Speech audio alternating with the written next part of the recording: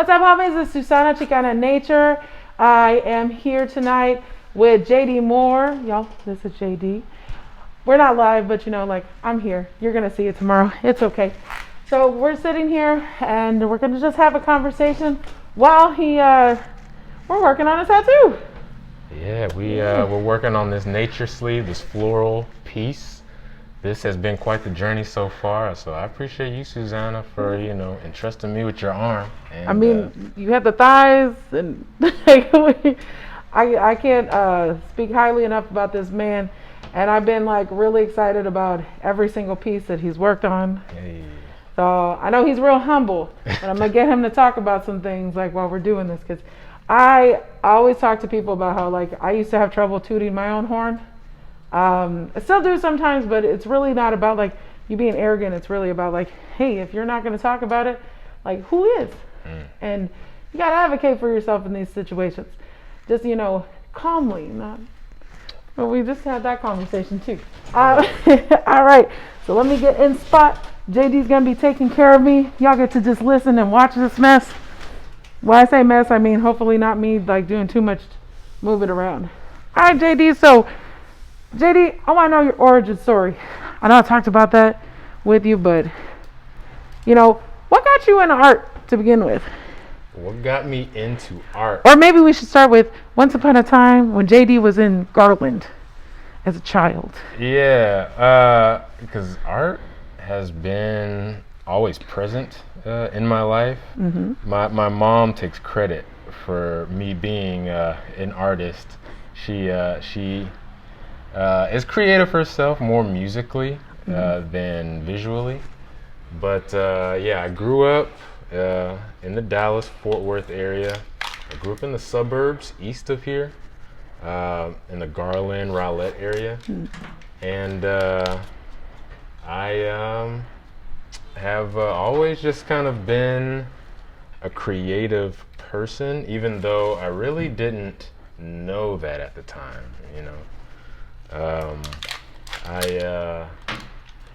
I honestly didn't even really have any ambition to do anything with my art or creativity until much, much later. But like any child, though, I feel like I always doodled and, got distracted by, colorful things. So you're talking about in class when you were Exactly. Staring at the walls and these anchor charts that your teachers were like, here, I got this up here so you can learn, but you're over here Exactly. Yeah, I was always getting in trouble for not doing my work and for doodling and drawing on my desks and things like that. But it come to find out, it'll all have been for something, so I think that's how it all works out anyway, is that kind of the writing was on the wall the whole time, Did you literally put it on the wall at one point or just on the desk? What happened? Well, yeah, actually I was. More so at my house. I was drawing on the walls. Mm-hmm. And, my parents have always been very supportive. Mm-hmm. And they have actually, surprisingly, have encouraged me to do that, and I think it's because they did see that there was something more to it than just being mischievous. Mm-hmm. And for that, I'm very grateful for their support, because they definitely still exhibit that, to this day. That support. But yeah, I was drawing on all the walls. Tastefully, in my opinion. But what was the earliest time that you did that? Because tastefully when we're kids. I honestly, I probably can't remember the first thing that I was doing, because I was probably doing it just absent-mindedly and very passively, just because it was an outlet. Mm-hmm. But the first time I can remember, we had moved into the second house that we had lived in, and I was into a lot of graffiti. I was kind of discovering street art, street or a train yard graffiti and things like that. And just kind of practicing, kind of emulating some of those styles. And I was doing that in my bedroom. There was a lot of comics that I would kind of draw. I don't know if you've heard of Spawn. Yeah, I was drawing him on my bedroom walls. I was drawing all types of stuff, honestly. And then in the computer room, I was drawing portraits of my favorite rappers. I did this giant elephant. It was an optical illusion. I was just learning and seeing all of these different artistic styles I was being influenced by, and just trying to find my own voice. And so I was just using the biggest canvas I could find, which was my walls. So When did your parents discover it? the drawings on the wall, I mean, it was immediate. They these things definitely didn't happen overnight. So they kind of just accepted that this was, a part of my expression and just kind of the lifestyle that I had taken over. So they kind of accepted it immediately, honestly. Yeah, JD, did I ever tell you about when my mother has, for those of you out there that don't know, JD's mother and my mother are both teachers. Well, my mother's retired, JD's mother's still teaching. More power to her, because she's like really strong, still teaching during this time. But JD, my mom did not appreciate my artwork and my first DIY.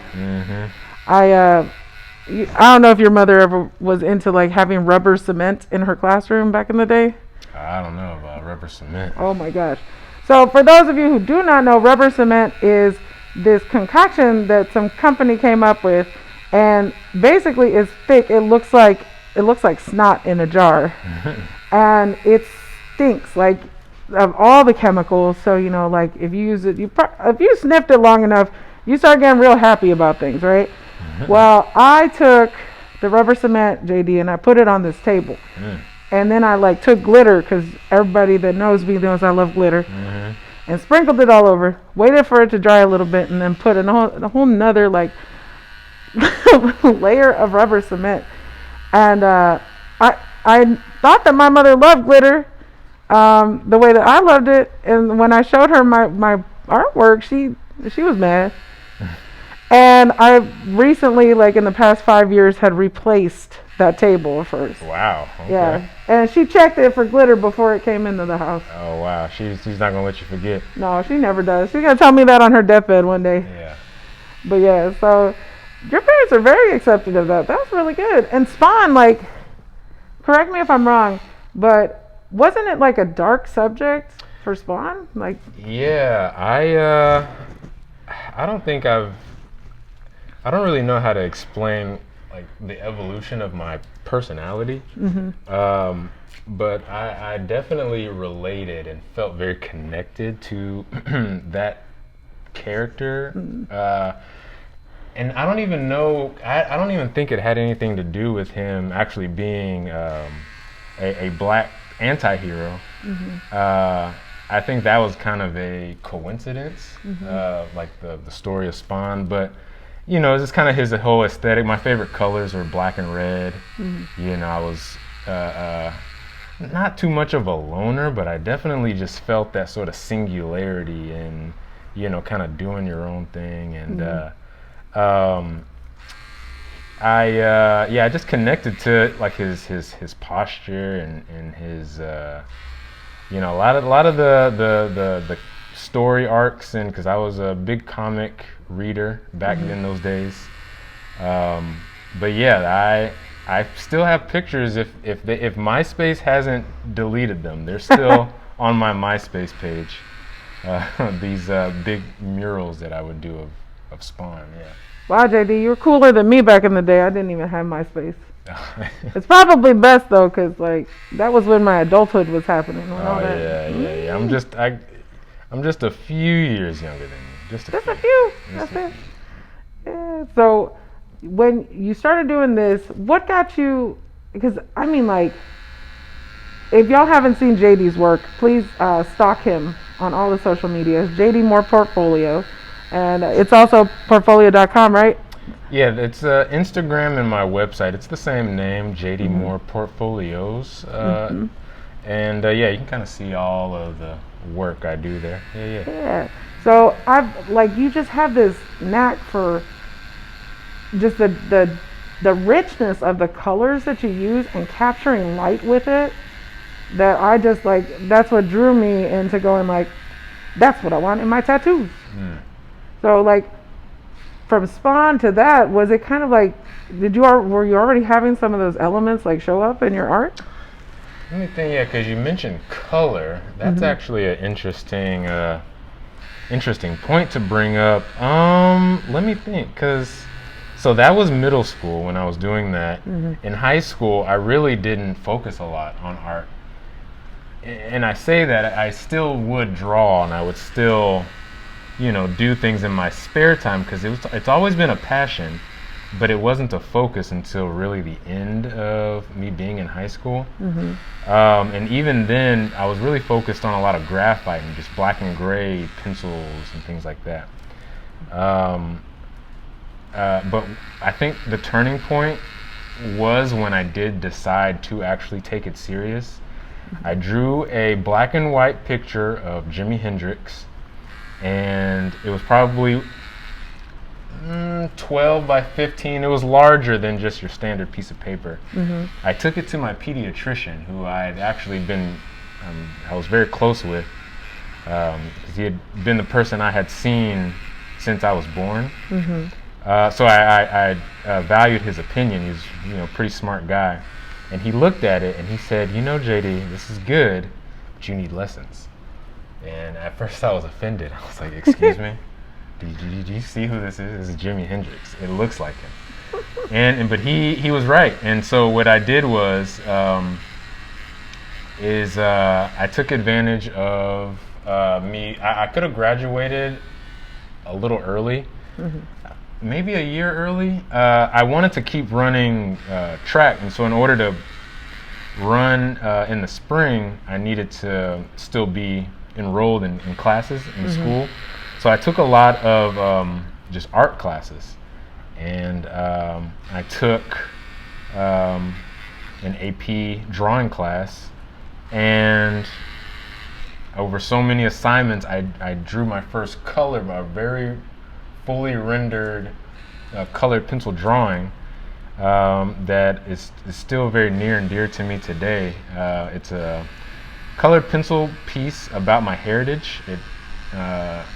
It took a lot of research to kind of develop this art piece. It's just a portrait of my hand on top of a lot of pictures of National Geographic images of where I supposedly come from, as far as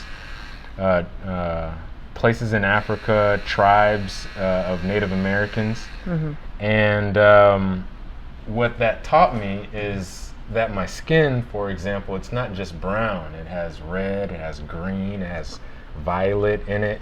And so I really, it was like, you see those old movies or those cartoons where it's Technicolor and then it turns into like this beautifully rendered, color world. That's kind of what happened in my eyes. I was like, oh, I see now. Like there's colors everywhere. And so I think from there, I really took a liking to color in my art. Yeah, because that, let's see. So the first, is it the first mural that you did was the Bobby Sessions one? That was my first public mural. Yeah. Okay. Because even in like since you did that one, and you did one at Thanksgiving Square, which is incredible. Like then you got the one at Fort Worth. That was, I mean, like it just, you just see it and it just hits you and you're like, wow. And like you can almost see like it was like, this is JD at this point, this is JD at another point, and then bam, and it looks, the one in Fort Worth, which I wanted to talk about that one because that one was like, it was, how long ago was that now? I just did that in the summer of 2020. It was kind of the month of August. I was working on that one. Yuck. Yeah, exactly. I'm very anxious to get things done so I can go to the next thing. So I wasn't gonna let the heat stop me. I was like, no, I want to do this now. Yeah. Yeah, so tell the people, the good people out there, a little bit about that particular piece, because it is pretty new still. And just talk about the subject matter and everything if you haven't seen it yet. So that piece is a mural along the Trinity Trail, or on the Trinity Trail along the Trinity River. The Tarrant Regional Water District, they put out a call early in February of last year, looking for artists to paint these floodgates, which are these towers kind of along the river. And I think what's interesting about this mural is that normally you think of murals being like in an urban setting, where this one, it's kind of in the middle of nowhere. It's this lone structure, kind of out, in the middle of just this open field. So it's kind of the only thing you see, which I really appreciate looking back on it. And when I was submitting my idea for it, I actually wasn't going to paint the image that ended up on the floodgate, partly due to like the guidelines that they set out for the project. They were asking for things that were very much nature related, and like they wanted things that were native to the area, like certain plants and animals and things that represented that immediate area. So I was more or less coming up with some designs that were just very general and safe, because honestly I just wanted experience, and it was this one was a paid commission, so I was like, let me do what I got to do to get paid, because I just want to do my art and get paid for it, right? So when I submitted my idea, the curator for the project, she was already familiar with my work. I had been introduced to her already, and she reached out to me and said that she liked what I'd submitted. However, she was kind of hoping that she would see my portraits that I have made, and I had done these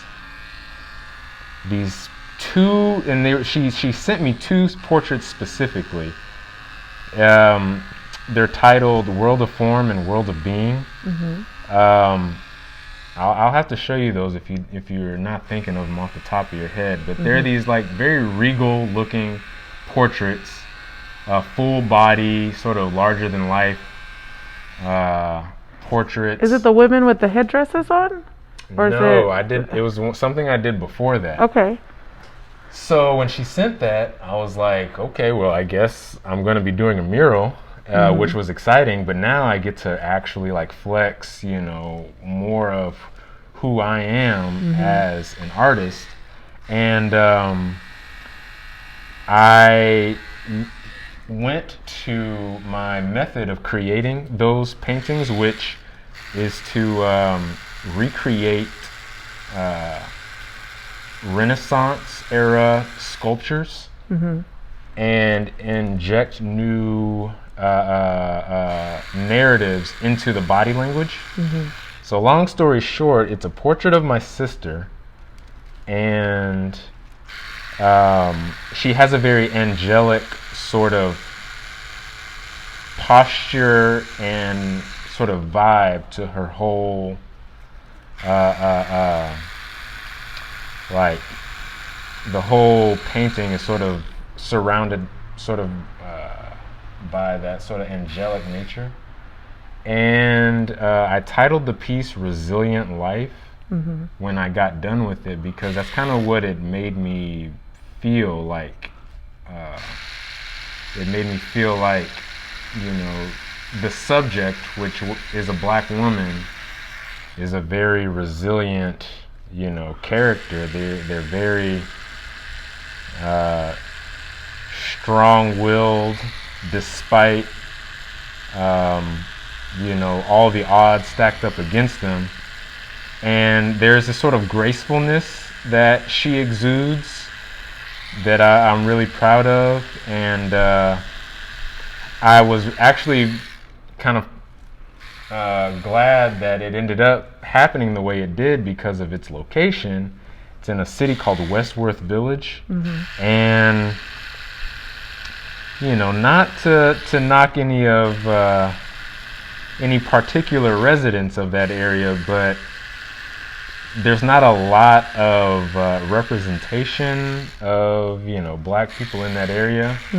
Or honestly, I don't even know if there's much appreciation for our presence there, just given certain political flags I would see when I was down there. And because I did have the police called on me while I was down there. The first time that you were down there, right? The very first day I was painting, I got the police called on me while I was painting down there. And so it for me, that mural is kind of a like a flag or like a statue. I kind of liken it to the Statue of Liberty in the sense that she's very symbolic in her posture, her body language, and her connection to the area. So it still very much is a piece about nature and the river, because those motifs are there. And I kind of use the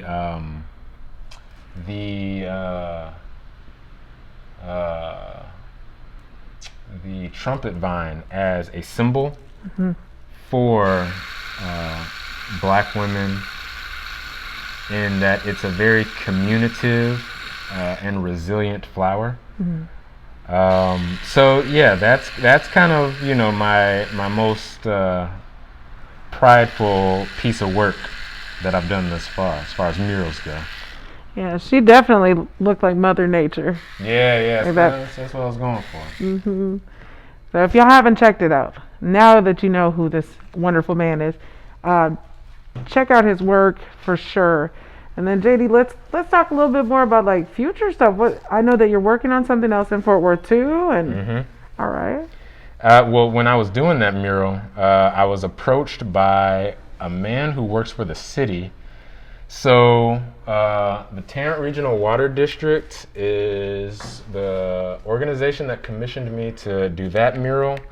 But the city of Fort Worth operates separately, and one of their employees approached me about doing a mural through their graffiti abatement program. And that's the mural I'm working on now. And that concept was a little bit more free range. What I wanted to do was still kind of tie it to nature, and because it's also along the river there. One of my influences for art is Norman Rockwell. Are you familiar with Norman Rockwell? Oh yeah, he was Americana, so like all the way. But of course, like Americana in his narrative. Yeah, exactly. Which I was inspired by. I thought that his artwork was beautiful, but of course I didn't really see myself there. And so what I wanted to do was create portraits that are inspired from that era, that Norman Rockwell sort of portrait era, and base it around the seasons. So there are 8 pillars that I am painting. Each set of pillars are going to represent the seasons, and on those pillars, along with like color palettes that represent those seasons, there will be portraits kind of depicting seasonal activities. And I think it'll be pretty interesting because, of course, there's going to be more melanated representation than I think most people are accustomed to in that area. So right now I'm getting a lot of praise from the passerbyers, since it's just colors and circles right now. So I'm anxious to see what people's reactions will be once they see the completed project. But yeah, that's what I'm working on now. I'm sure, like, if anything, just like many artists, I mean, I know I told you that story about Diego Rivera the last time, and Rockefeller. They had that big falling out. I doubt they're gonna do what they did to him. Oh yeah. Especially since they got pay you, and like it's out in the public eye already. Yeah, exactly. It's been approved by the city, the councilwoman. You know, I've already met with her, and she's seen and approved all the images and things like that. So yeah, and I did have to have a conversation with somebody on the selection committee about changing the portraits. He wanted me to literally whitewash some of them. So I know I'm gonna get some negative feedback, but you know, art is subjective, so critics are always gonna be a part of that. That journey, so you know that's to be expected. Yeah. Haters gonna hate. I mean, it is. You know, it's and you as an artist that happens to be someone of color, like why wouldn't you be representing your own culture in it, right? Well, and so one thing that's consistent about a lot of my work is that I use real people, and that's who I'm also using in these portraits are real people. And I had to tell him exactly that. You know, these are real people. I can't change what they look like because then they won't be who they are anymore. And I told him that I chose who I chose intentionally. Obviously, it wasn't an accident. I did choose mostly dark people. But that is because that's who I'm surrounded by. This is my community. These are pictures I already had ready to go, you know, for this project. And it's not a piece about multicultural, or it's not a piece about race. These are just people enjoying outdoors. You know, this is not a statement about, you know, one group of people being better than another. These are just people. And I had to explain to him that there are plenty of murals in Fort Worth that depict only white people, but you don't think about it as that most times because that's not what it's about. So yeah, but you know, we can go down that rabbit hole for hours. Yeah. We really needed to.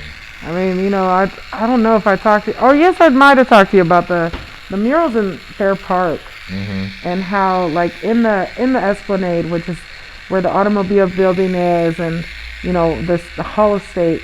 There's all these murals that are depicting things of Texas / the United States throughout the decades, and the transformation of, you know, how things started, right?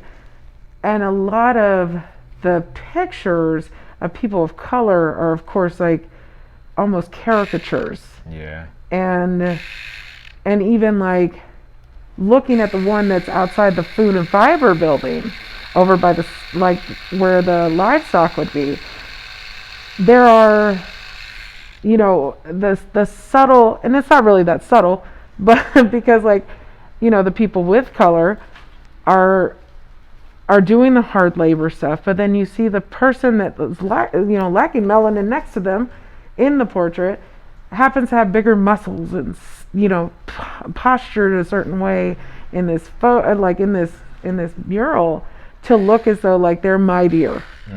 And you're like, oh, that's there you go. And that's something that we've had to sort of accept for a long time, and you know, unfortunately, I feel that what my responsibility is to sort of balance that scale, which is, again, you know, what led me to the decision of using a majority, you know, melanated roster on this most current project, because there's not enough. It's so lopsided that I felt like we need more representation. And unfortunately, our presence is very intimidating and depicted in my style, which is very realistic. You know, it's not exaggerated.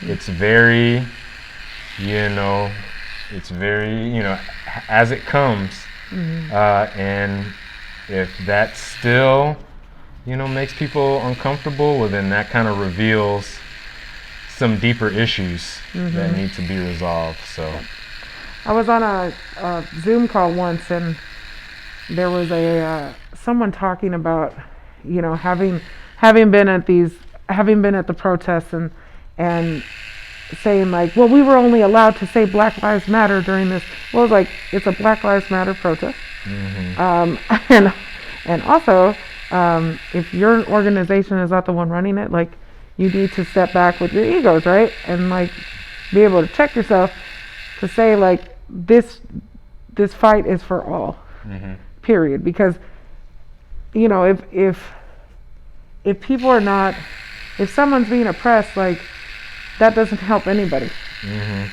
If somebody's being underrepresented, like, that's an issue, and we need to help to make sure that doesn't continue, period. right. And if anybody is having a problem with like some kind of portrait that is, you know, first off, that anything that you put your stamp on, JD, is beautiful. And I just like, they can come talk to me. We have a conversation about it. Yeah, I'll send them your way. Like, I'll take them on a hike and we'll have a chat. Yeah. But it's just amazing because, you know, like, your work is out there, and if anybody wanted to really take a look at it, like, you can see it. Yeah, and what my mural at Thanksgiving Square kind of highlights is also a very personal sentiment, I feel, which is essentially that we're all very much alike. And that we all come from very similar foundations. You know, we're all human. We all have very similar needs and desires. You know, we all need to eat. We all need to sleep. You know, we all, you know, get up and you know, have to go to work to provide for our families, right? At the foundational level. However, once you get into the portraits, you see that we are all also, at the same time, very different and unique. And the title is Highlight the Good, which my interpretation of that premise that was given to me was that what needs to be highlighted is like the former, which is that we are all similar, but that we are also all different, and that we need to celebrate and highlight and recognize that we are different. And that it's okay that we're different. You know what I mean? And that what that means is that we also have different struggles and different stories and different plights. So yeah, you can't really equate, you know, my reasoning for, you know, making certain artistic decisions, as opposed to, yeah, like you said, the murals at Fair Park. Like, it's not the same story. Like, it's, you know, I'm doing it in a response to oppression, whereas they were doing it as a form of oppression. You know what I mean? So yeah, it's always a balance. You know? Two things can be true at the same time. So, yeah. So we got Fort Worth you're working on, and anything else coming down the pipeline on that one? Yeah, well, you know, good old Black History Month is coming up. Hey. And so Deep Ellum is actually running a series of banners. If you've ever been to Deep Ellum, there are banners that like line some of the streets out there. And they commissioned me and a few other artists. They're running it alongside with Women's History Month. And I have some art that is going to be displayed in those banners. And I'm not sure which one they're going to pick. I did 2 designs. They might pick one. and I'm gonna be having some art displayed there.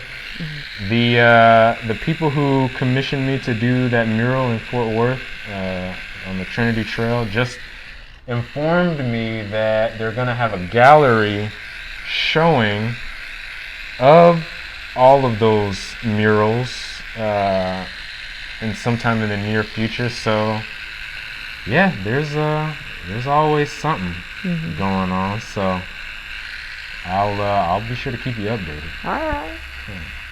You know, one of the things that drew me to JD's, well, to your, I'm talking to you, but also talking to them, but that drew me to you as an artist was your celebration of your own culture, and just like the fact that you were like, you could see it without it being like, I guess like, you know, it was there. It was just present, and you could just tell how proud you were of these women that you depicted. And I mean, there's just these strong, very elegant, very like, there was just like so much depth to everything that I saw these women that I was like, that's the guy, that's the one, he's the one that's going to be doing this. And I was really excited about it because, like, you know, in our culture, like, women, even though there's the machismo, right, the very toxic masculinity that's there, but our women happen to be like, even though we're a patriarchal culture, our mothers or grandmothers are the ones that, you know, are basically running the show. Let's be real. Yeah. And, you know, for you, like, you said your mom was very supportive, and you depicted your sister. You know, when are you ever going to immortalize your mother in one of these portraits, or have you? That's actually, yes, that's a good question. My mom has actually been begging me for the longest to paint a picture of my sister. So the opportunity finally came for me to do just that. So we're still, like in real time, you know, creating, you know, these depictions of, you know, all these people that are near and dear to me. So her time is definitely coming. I'm waiting on an opportunity sort of as grandiose as the one that I did of my sister. I have painted my mom before. I kind of did a family portrait for I think it was Christmas of 2016. I just did some like portraits of all of us, but to kind of give her her own space and shine. That time has still to come. So I don't know what that looks like yet. I know that it needs to be the right moment and the right time, you know. But she definitely is very deserving of like a portrait of that sort of stature, you know. But yeah, that's definitely on my need to do list for sure. Yeah. Teachers are important people. Oh yeah, big time. Yeah, and she's an elementary school teacher, so she's getting them fresh. Very impressionable. Yeah, that early age, that foundation, allowing kids to first to set the structure, and then to set and to help them find their way a little. It's like you just lay down as much as you can, and then hope that whatever sticks. I mean, she allowed you to have a whole mural on your bedroom wall. Yeah, yeah, that's pretty impressive. But I guess she saw something, you know? So she's a visionary of sorts herself. Yeah. Well, so we talked about you spend a lot of time outside, and I spend a lot of time outside. Oh yeah. Yeah. So JD got a chance to go on a trail with me. That's right. In August, it was around the same time we were doing the mural in Fort Worth. Probably. Yeah. So, just how'd you feel about that? Because that was only my second hike, Es Chicana in nature. That's crazy to think about. Yeah, I mean, like, I've been doing this stuff forever for different organizations, but this was just the second hike. So, like, what'd you think? I don't even know if I realized it was your second one, because you were very organized in like your information and your organization of just corralling people, which is not an easy thing to do, especially adults. Well, I don't know. What do you think? Is it? Oh no, adults are. Yeah. Yeah, because I feel like kids will just follow you around, but I don't know. But I thought that it was very informative, which I don't know if I had any expectations, honestly. But yeah, the information along the way, I think, was the best part. I wish that I had some of my friends or even my girlfriend with me to like absorb the information about the landscape, the plants, the fruits, but then the activity. I'm still blown away with the thing about the ears. Oh, the baby deer ears. I'm like, of course that's why like dogs and deer, they hear the way they do because they literally have like amplification. It was crazy. Yeah, so I was very impressed, and I'm not surprised that it's taken off the way it has, because it was a cool outing for sure.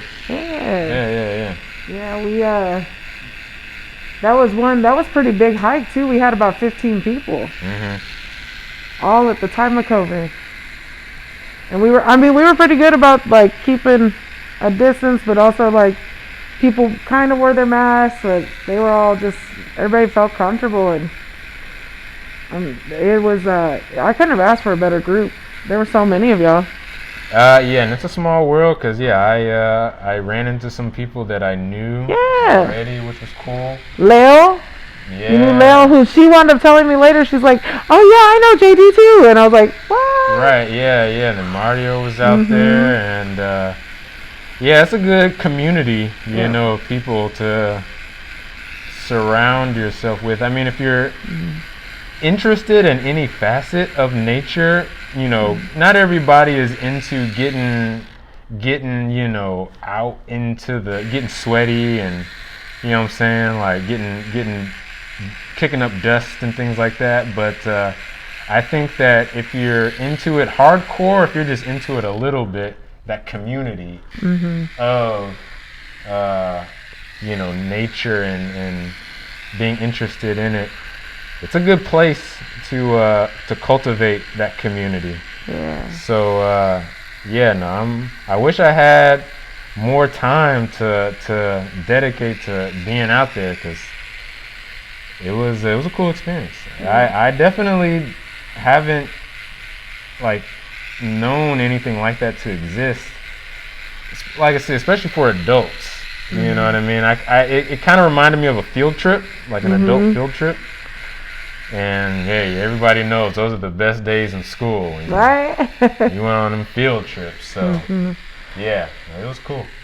Yeah, I try to, like, my background has to do with a lot with kids, but also when I was teaching outdoor education, we had like parents and teachers and superintendents and principals that were all on these trails sometimes with kids, and you gotta also capture them too, and make them want to listen to that information, because kids are watching us all the time, and we're their role models. And when you got one adult who's looking like they want to just fall asleep on you, the kids are gonna follow suit too. So I always used to have that balance of, I'm educating these kids, but I'm gonna entertain you adults too. So it was I always wanted to make sure that they got involved, that they had fun, and that they felt like they were kids again, and they could answer or ask questions. Yeah. Because like, even as adults, we don't know all the answers. Right. And I would prefer for people to, if I spark something, ask. Like, feel free to. I had that kid, I did a post where this kid who was on a hike with me at Dinosaur Valley, he reached out via his mom, because she has the phone, and sends me a video asking me about, a bur oak. acorn because he found it and he was explaining it. And I was like, oh, let me answer you real quick. Yeah. And so we were able to put that in a post too, permission from his mother. But it was like, you know, his mom was like, I don't know, but let's ask Miss Susana. Because that's what I do. So it was pretty cool. I also want adults to, you know, since we are such role models, and not just for kids, but also for like other adults. Sure. You know, like you said earlier, there's not enough of us out in nature. Right. We are underrepresented, and a lot of times it's because we are so underrepresented that we're like, do we belong out there? Exactly. Yeah, we start to believe our own stereotypes of like, you know, black people don't camp or you know, things like that, and that's not really true. Like, I love camping. Yeah, JD's more than I am because I've started having a like situation with camping. That's because I had some very negative situations that happened when I was an adult. Because my parents didn't camp. Yeah. We went to the rancho in Mexico and would be out there like, you know, outhouses, but we had a bed at night. Right. But it's not as though like, you know, we were sleeping on the ground and doing all this. So now, like more recently, I've been making myself step out of my comfort zone. And I'm going camping again in Dinosaur Valley. Yeah. That's gonna be a nice little time. It is. I'm like, all right. And it's I'm just trying to stretch myself a little bit more. I can't ask other people to do it without doing it. There you go. Yeah, for sure. Yeah, but JD, I really appreciate you like chatting with me, and all the homies at home. Y'all need to check this. Like we're only a little bit into it. But JD has been like, woo. I try not to look at it too much because I know that, you know, I want to be surprised at the end. But if you can't see it, like we got some leaves and stems going on with these flowers. But thank y'all so much for watching and enjoying, and y'all take care. Bye. Hey.